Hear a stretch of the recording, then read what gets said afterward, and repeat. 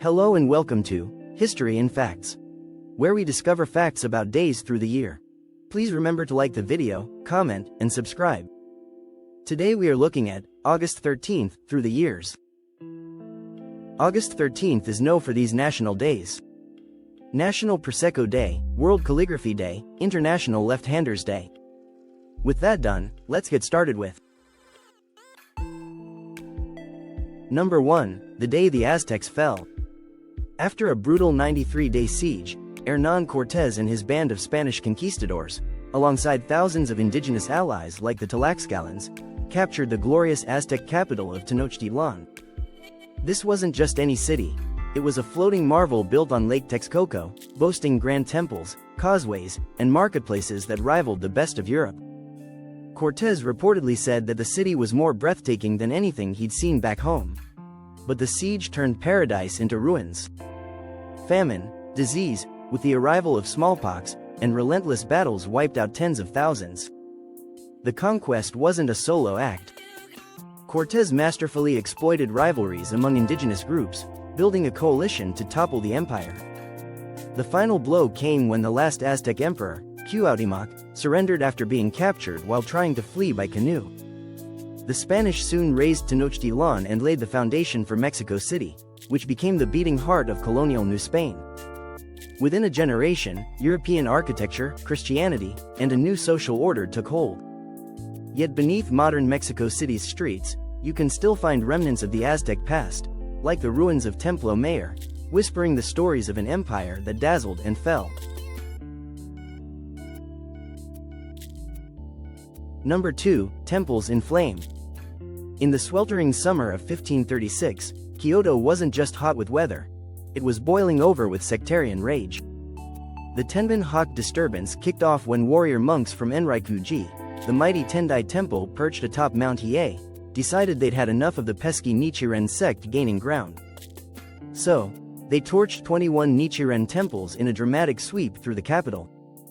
Not exactly your average interfaith dialogue. Nichiren Buddhism was loud, proud, and fiercely doctrinal, often criticizing other schools as heretical. Enryaku-ji, which had centuries of influence and a literal army of warrior monks called Sohei, saw the Nichiren rise as an existential threat. And in the lawless chaos of the Sengoku period, temples weren't just religious centers, they were political and military strongholds. So when tensions flared, Enryaku-ji took decisive and destructive action, leaving Kyoto awash in embers and conflict. Number 3, the rock that changed astronomy. On August 13, 1898, German astronomer Carl Gustav Witt made a cosmic breakthrough at the Berlin Urania Observatory. He discovered 433 Eros, the first near-Earth asteroid ever identified. And get this, it was a total accident. Witt was actually photographing another asteroid, 185 Eunike, when he noticed a mysterious streak on the plate. That streak turned out to be Eros. Named after the Greek god of love, Eros is no ordinary space rock. It's a stony S-type asteroid, part of the Amor group, and stretches about 34 times 11 times 11 kilometers in size. Its orbit brings it tantalizingly close to Earth, within 22 million kilometers, making it a prime target for study. In fact, NASA's Near Shoemaker probe not only orbited Eros in 2000 but also soft-landed on it in 2001, marking the first time a spacecraft touched down on an asteroid. Number 4, a Pope's tumultuous tale. Pope John I's brief but eventful reign began on the 13th of August 523, and it's packed with surprising highlights. He was the first pope to ever visit Constantinople, making him a kind of medieval jet-setter. Well, if you count traveling via horse-drawn wagons as jet-setting. Sent on a diplomatic mission by the Ostrogoth king Theodoric the Great, who was Arian, John had to persuade Emperor Justin I, a staunch Christian, to ease up on anti-Arian policies. Not only did Justin receive him warmly, he went full fanfare, public celebrations, religious processions, and even a foot-washing ceremony, an enormous honor for a religious leader at the time. But John's triumph abroad spelled trouble at home. Theodoric suspected John had cozied up too much with Justin and accused him of betrayal. Upon his return, John was thrown into prison in Ravenna, where he died from maltreatment on the 18th of May 526. Ironically, his mission was a diplomatic success, but his death made him a Christian martyr. Today, he's remembered as a saint, and his feast day is celebrated every year on May 18th. So in 3 short years, Pope John I went from peacemaker to prisoner, from revered to sainted. A story that's equal parts tragic and heroic. Number 5. Voltaire's Fasttrack tragedy. When Voltaire's Zaire premiered on the 13th of August 1732, Paris was ablaze with excitement, figuratively, of course. The Enlightenment titan crafted the entire play in just 3 weeks, and still managed to pack in romance, tragedy, and a bold critique of religious dogma. The heroine Zaire, a Christian raised in a Muslim court, falls in love with Sultan Orosmane, unaware of her religious roots. Cue heartbreak. When she discovers her Christian heritage, conflict explodes, and a fatal misunderstanding seals her fate. It was Voltaire's answer to the classic tragic formula, with a dash of Shakespearean flair and a generous helping of emotional turmoil. The French audience ate it up like it was powdered wigs and pâté. The play ran for 31 straight performances at the prestigious Comédie Française, and even made its way to Versailles, where the royal court soaked in the drama. The emotional depth and political undertones struck a chord, leading to English adaptations, opera versions, and a lasting literary legacy. Voltaire's gamble to prioritize romantic emotion over rigid moral lessons proved visionary, and Zaire remained one of his most popular works well into the 19th century. Not bad for a piece he wrote in a creative sprint. Number 6. The day Norway voted out.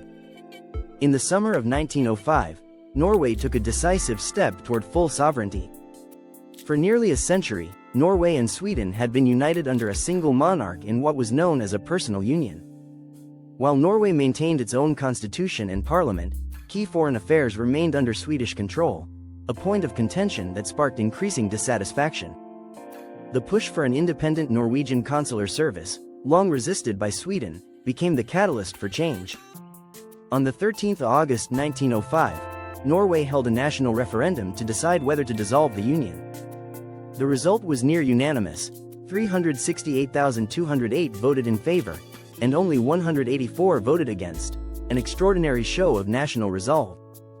Although women couldn't vote officially, more than 244,000 Norwegian women signed petitions to support independence, marking one of the earliest instances of mass female political activism in the country.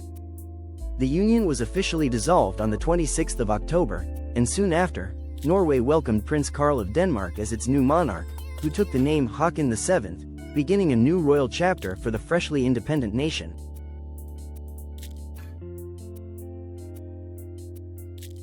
Number 7, 1918, the First Marinette.